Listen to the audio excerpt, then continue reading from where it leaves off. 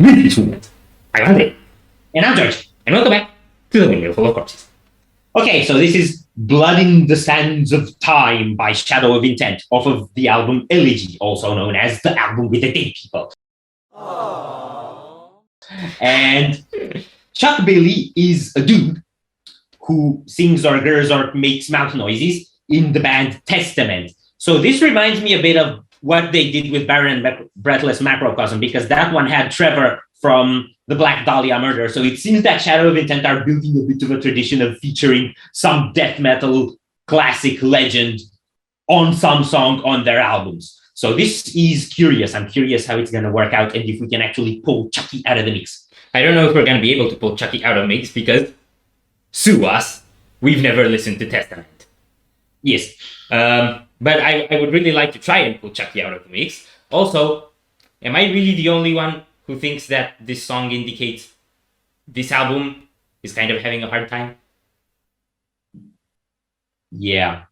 So for context, Sands of Time is the debut album of Stardust, which I will always take the chance to overhype. And apparently now there's blood in it, and I'm not really happy about that. So Ben Dewar would really make a really nice job, or I'm not gonna get over it. So this album In Pain is gonna be in the description. Are you ready? No.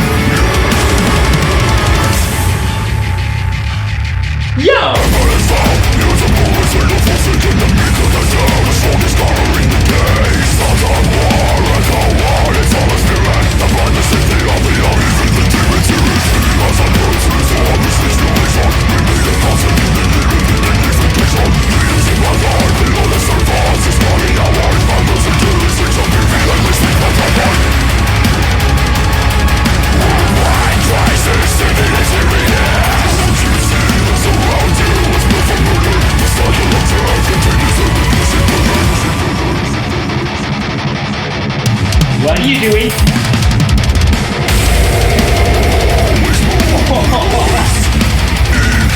Bill! Yeah! The dirt!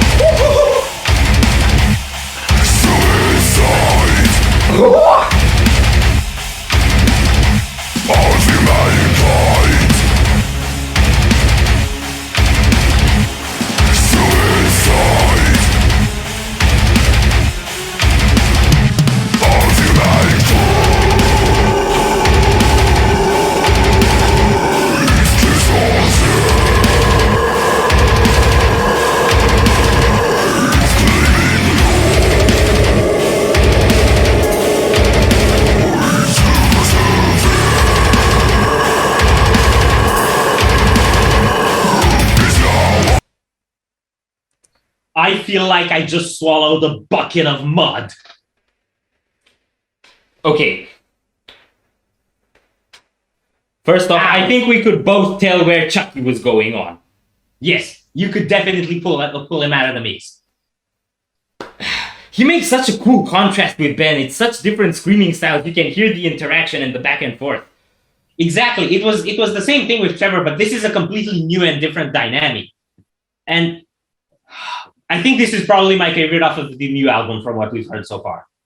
Yeah, probably. It's really engaging, and I get what they're doing with this album. So with Melancholy, they developed this style of creating more anthemic, powerful melodies, which contrasted from the dynamics of the first two. And now they're taking that and creating a more fitting context with these more homogenous songs that rely on these repeated sort of marching patterns. Yeah. And I think that also works because having looked at the lyrics of the first 4 songs, I think it's a story and I think it's war themed. Ooh, that would make sense with the artwork. I didn't look at the lyrics yet. Yeah, but it's really something else and it's really new.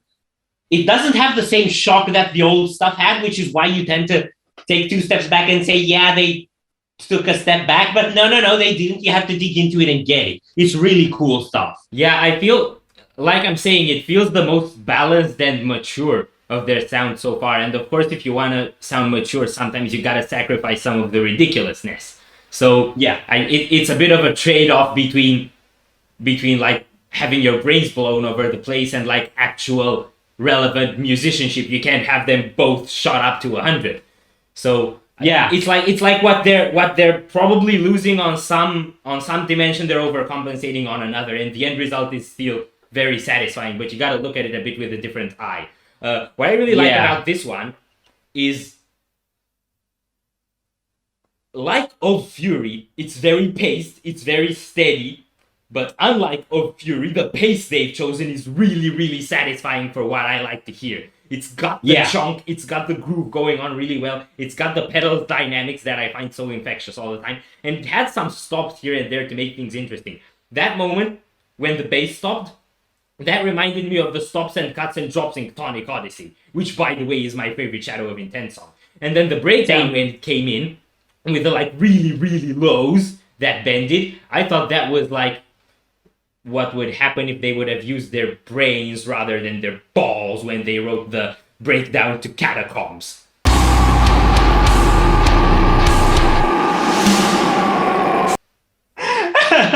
Okay, yeah, fair point. I just want to say one thing, which is that you mentioned maturity, and there tends to be this bias that when a band becomes mature, they become boring. No. This is not boring. This is absolutely not boring, which is why we should keep going. Yes.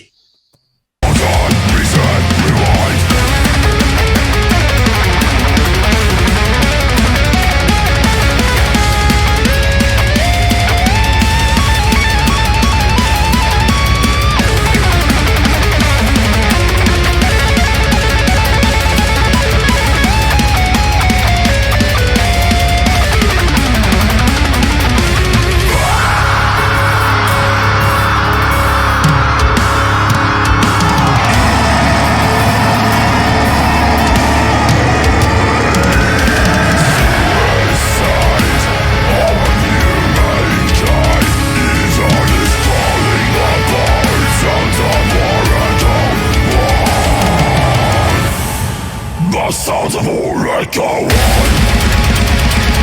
What? Bro!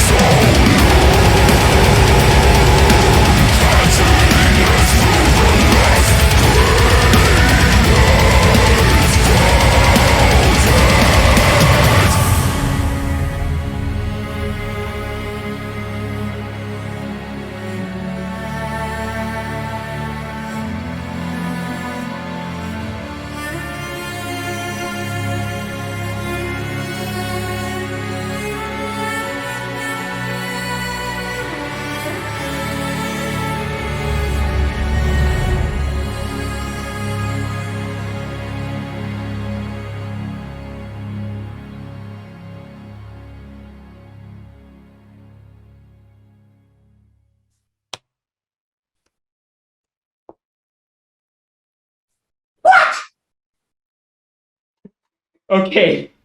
Okay. This is the most similar thing in their entire discography to that shocking transition in Malediction that says we wasted away.